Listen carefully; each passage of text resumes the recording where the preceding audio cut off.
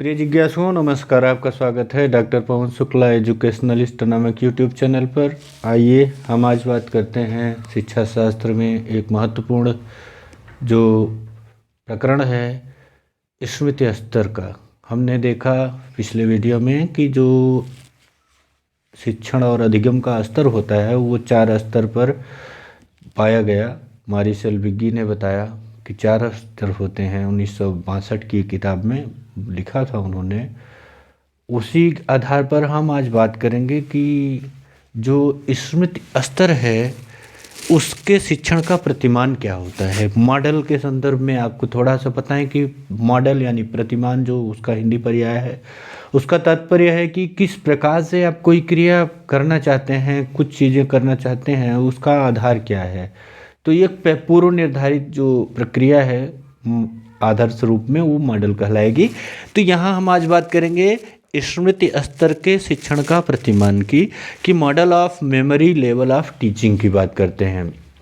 आपने पिछले वीडियो में देखा तो आप जानते ही होंगे कि स्मृति स्तर का तात्पर्य होता है कॉग्निशन लेवल को जहाँ महत्व दिया जाता है, जहाँ पर केवल और केवल जो ब्लूम की टैक्सोनॉमी के एजुकेशनल ऑब्जेक्टिव के 3 एस्पेक्ट्स दिए गए थे, जिसमें कॉग्निशन, अंडरस्टैंडिंग एंड साइकोमोटर है। तो इसमें कॉग्निशन यानी संज्ञानात्मक पक्ष पर ही बल दिया जाता है। तो आप ये भी जानते हैं कि जो प्रतिमान होते हैं, प्रतिमान के 4 तत्व होते हैं, एफ एस एस एस यानी focus, syntax, social system and support system. कि जो मॉडल बनता है उस मॉडल का पहला कोई भी चीज़ आप प्रतिमान बनाते हैं तो क्यों बनाया गया, पहला प्रश्न उसका उत्तर होगा कि क्यों। तो क्यों का उद्देश्य उत्तर होगा कि उसका उद्देश्य क्या है, आखिर क्यों बनाया गया है। तो उस उद्देश्य में क्या क्या होगा स्मृति स्तर के शिक्षण में। चलिए आज हम शुरू करते हैं, आगे बढ़ते हैं कि स्मृति स्तर के शिक्षण के प्रतिमान में उसका जो उद्देश्य है वह क्या क्या है। उसका उद्देश्य है छात्रों में निम्नांकित क्षमताएं विकसित करना। इतना आप जानते ही हैं कि स्मृति स्तर के शिक्षण में केवल और केवल विद्यार्थी के संज्ञानात्मक पक्ष यानी याद करने, रटने पर ही बल दिया जाता है, पहचानने पर ही बल दिया जाता है। उसके लिए क्या क्या क्षमताएं विकसित करना है, उसमें पहली क्षमता है मानसिक पक्षों का प्रशिक्षण। पहली क्षमता है कि जो उसके मानसिक पक्ष हैं उनको प्रशिक्षित किया जाए। क्योंकि मानसिक पक्ष क्या क्या हैं इसमें आप अच्छी तरह से जानते हैं कि बुद्धि के सिद्धांत को देखेंगे, गिलफर्ड का सिद्धांत देखेंगे, बहुत सारे हैं, तो आपके मानसिक पक्षों का ज्ञात हो जाएगा। जैसे गिलफर्ड के सिद्धांत की बात करें तो आप जानते हैं कि उसमें मानसिक पक्ष और उसके प्रक्रिया और उत्पाद के रूप में समझाया गया है। तो मानसिक पक्षों का प्रशिक्षण करना, शिक्षण नहीं प्रशिक्षण करना। प्रशिक्षण करने का मतलब क्या है, उसका जो वहाँ कौशल है, मानसिक पक्ष के लिए जो भी अनिवार्य योग्यताएं हैं, कौशल की ज़रूरत है, जिसमें कुशलता की अपेक्षा है, उसमें उसको पारंगत किया जाए, उसका अभ्यास कराया जाए कि जिससे ट्रेंड हो जाए। जैसे साइकिल चलाना एक प्रशिक्षण है, कार चलाना ये प्रशिक्षण का है। तो मानसिक पक्षों का प्रशिक्षण वहाँ किया जाएगा। दूसरा, तथ्यों का ज्ञान प्रदान करना, यहाँ फैक्ट का नॉलेज देना है। इसका उद्देश्य है कि जो तथ्य हैं उसको बता देना, उनको जानकारी में हो जाना कि 2 × 2 4 होता है, ये जानने की जरूरत नहीं है, 2 दूना 4 होता है, बस इतना ही वो तथ्य है। तथ्य की जानकारी वहाँ दी जाती है। और तीसरी बात है कि सीखे हुए तथ्यों को याद रखना। जो सिखाया गया है प्राइमरी लेवल की टीचिंग यानी मेमोरी लेवल की टीचिंग में जो कुछ भी सिखाया जाता है उसका लक्ष्य होता है कि उसको याद रखा जाए। जैसे 2 का पहाड़ा अगर बालक को अपने बच्चे को याद करा दिया है तो उसका लक्ष्य है कि उसे वो याद भी रखे। और जो चौथा है सीखे हुए तथ्यों का प्रत्यास्मरण और उन्हें प्रस्तुत करना। चौथा इसका उद्देश्य है स्मृति स्तर के शिक्षण के प्रतिमान का, क्योंकि जो उसको सीख लिया है, जो बालक ने जान चुका है, जो बालक जान चुका है, जिसको समझ याद कर चुका है, उन सीखे हुए तथ्यों का प्रत्यास्मरण, रिकॉल कर लेना, पुनः जब जरूरत पड़े तो वो बता ले जाए और उन्हें प्रस्तुत भी कर सके। क्योंकि ये जो पूरा सिस्टम दिया गया था ये हर्बर्ट के द्वारा दिया गया था। ये हर्बर्ट का है, इसलिए इसे हर्बर्ट का शिक्षण प्रतिमान कहा जाता है। इसको याद रखिएगा आप लोग कि स्मृति स्तर के शिक्षण का प्रतिमान हर्बर्ट महोदय के द्वारा दिया गया था। तो इसकी संरचना की बात करें तो इसकी संरचना जो होती है, सिंटैक्स जो है, जो उद्देश्य तैयार किया गया उन उद्देश्यों को कैसे पूरा किया जाए उसके लिए कुछ चीज़ें तय की जाती हैं कि क्या कब कैसे होगा, वो सिंटैक्स होता है। तो यहाँ पर हर्बर्ट के द्वारा ये बनाया गया सिस्टम है, इसलिए इसको यहाँ पर हर्बर्ट की पंचपदी प्रणाली का प्रयोग होता है। पंचपदी प्रणाली में PPCGA शॉर्ट फॉर्म में है। P फॉर होता है प्रेजेंटेशन, प्रस्तावना, तैयारी और उद्देश्य कथन। दूसरा P है प्रेजेंटेशन यानी प्रस्तुतिकरण का, पहला P प्रिपरेशन का, दूसरा P प्रेजेंटेशन का, तीसरा C कंपैरिजन एंड एसोसिएशन का, और चौथा जनरलाइजेशन एंड चौथा जो है निष्कर्ष और सामान्यीकरण का, जनरलाइजेशन का, और पांचवा जो इसका है वह है अनुप्रयोग और अभ्यास का यानी एप्लीकेशन का। तो हर्बर्ट के पंचपदों को आप याद रखिए, PPCGA। P फॉर प्रिपरेशन यानी प्रस्तावना और तैयारी, उद्देश्य कथन। P फॉर प्रेजेंटेशन यानी जब आप प्रस्तुतिकरण करते हैं। C for comparison and association, तुलना और संबंध, जो प्रत्यय देखा बालक ने रटा उसकी तुलना करे और उसको समझे। 2 गुणे 2 4, 2 दूना 4 होता है, 3 दूना 6 होता है, 4 दूना 8 होता है। तो इस तरह से उसको वो एसोसिएशन और कंपैरिजन करेगा तुलना। तीसरे पद में इसकी जो संरचना तैयार की गई है किसी हिसाब से उसको आगे बढ़ाना है इसी क्रम में। और चौथा है निष्कर्ष व सामान्यीकरण।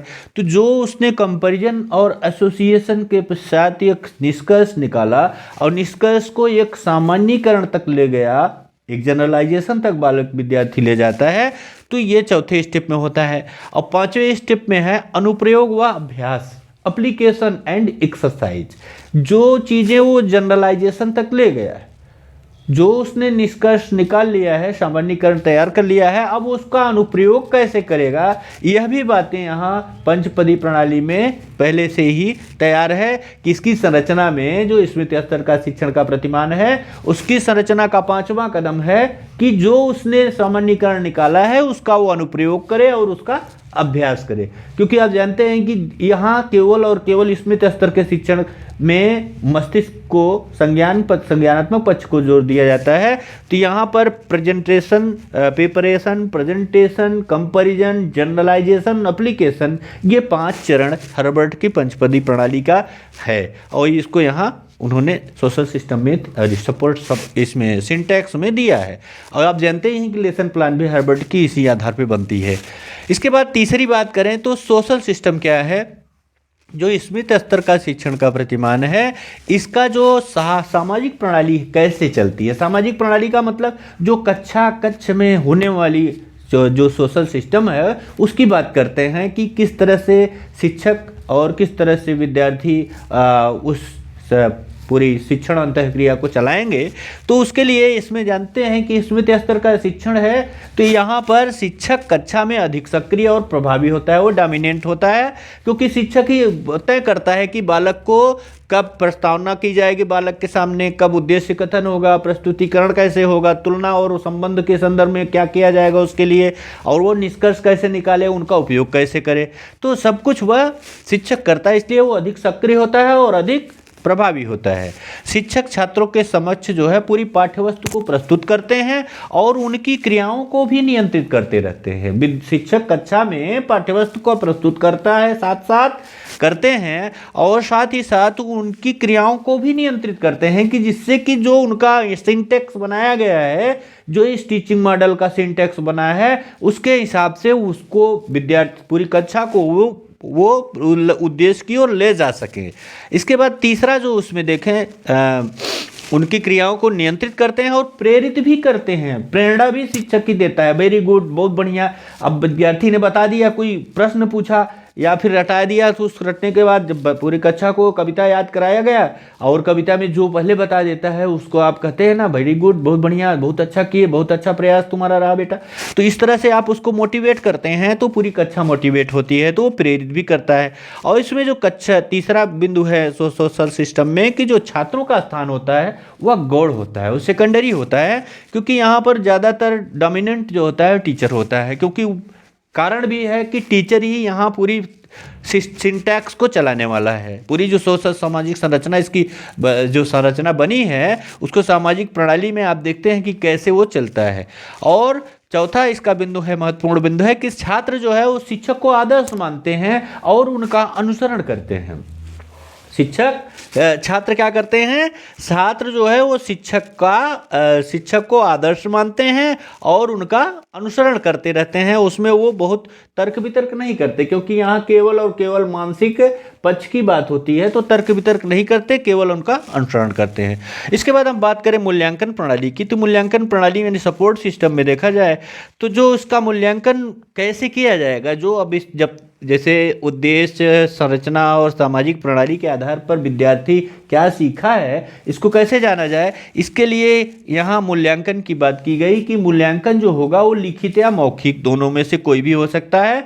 और मुख्य बात क्या है कि यहाँ जो परीक्षा में रटने पर बल दिया जाता है कि विद्यार्थी, क्योंकि स्मृति स्तर का शिक्षण है तो वहाँ रटने पर ही बल दिया जाएगा, उसकी ही पहचान होगी कि कितना उसने रटा है। और वस्तुनिष्ठ परीक्षा में जो प्रत्यास्मरण और प्रत्यभिज्ञान पर बल दिया जाता है, रिकॉल और रिकॉग्निशन पर बल दिया जाता है। जो ऑब्जेक्टिव टाइप टेस्ट होते हैं, एग्जाम होते हैं, उसमें रिकॉल कैसे किया गया, प्रत्यास्मरण कैसे होता है और रिकॉग्निशन यानी पहचान कैसे कर रहा है, इसकी ही पहचान की जाती है।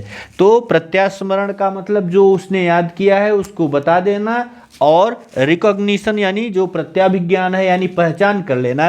तो ये दोनों बातों की परीक्षा यहाँ की जाती है। तो इस तरह से आज के इस वीडियो के अंक में हमने स्मृति स्तर के शिक्षण का प्रतिमान देखा।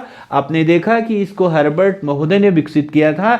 इसकी सोशल सिस्टम, इसके सिंटैक्स में आप हर्बर्ट की पंचपदी प्रणाली PPCGA को देख रहे हैं। पूरा सिस्टम आपको समझ में आ जाना चाहिए। ये संरचना मॉडल का आप समझ लीजिए। जो ना समझ में आए आप अवश्य पूछिएगा मुझसे। चैनल लाइक से सब्सक्राइब भी कर लीजिएगा। धन्यवाद, नमस्कार।